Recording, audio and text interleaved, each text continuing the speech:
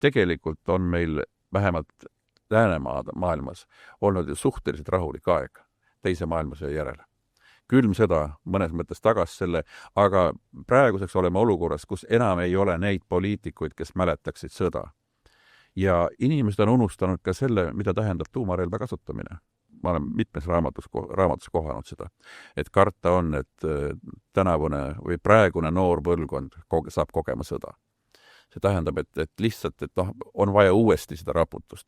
Ja küsimus on ka selles, miks pärast ei ole mõtet eriti kogu aeg korrutada seda, et ärme eskaleerime Ukrainas, et Venemaa võib kasutada tuumarelva.